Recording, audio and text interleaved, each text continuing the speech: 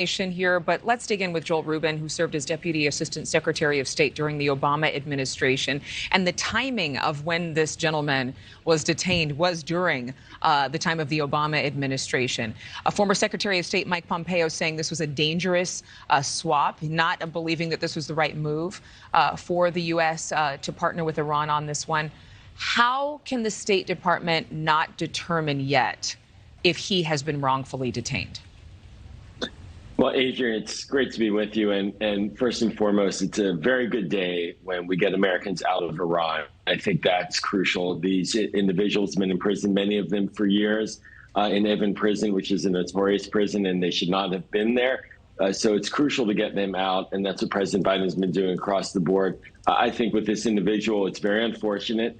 There is a process for determining detention status of individuals. And also what we've seen in Iran, even in this latest deal, is that sometimes there are individuals who are not necessarily known to the United States that may be in Iran as well that they're catching up with. And it's a very murky business, quite frankly. Americans detained overseas, and as we've discussed in the past, Americans being in locations that are very harmful. And I fear that this is maybe one of those instances. And now clearly the State Department's going to be focused on this. But overall, this is a very important deal to get these Americans out. Is it because he's Iranian? He's an Iranian citizen with American residency versus being an American citizen? I don't think so, because most of these individuals are as well. They're dual citizens. Some are from Iran originally. One of them, Siamak Namazi, of whom I know personally. My wife knows personally.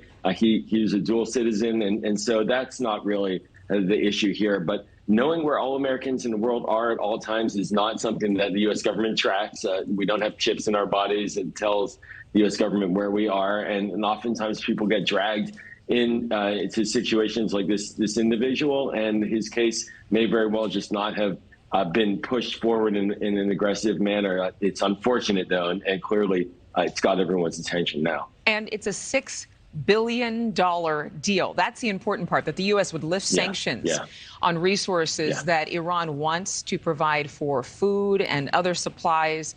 Was this a wise investment or barter?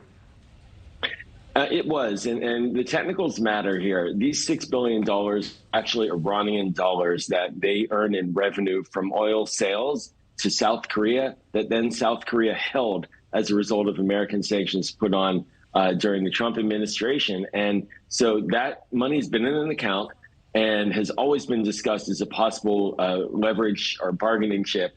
And it's now being provided to Qatar, an American ally, to purchase humanitarian supplies to then provide those supplies to Iran. So Iran is not getting cash and it's not getting American money. It's getting its own money spent on humanitarian supplies for the Iranian people through a channel that we can have confidence in. And that's diplomacy. That's why sanctions are put in place, to leverage some kind of benefit for the United States. And in this case, it's getting these Americans out. Real quick question, as we're out of time, this is still very tentative. What is the decision or the signature that is required to seal this deal?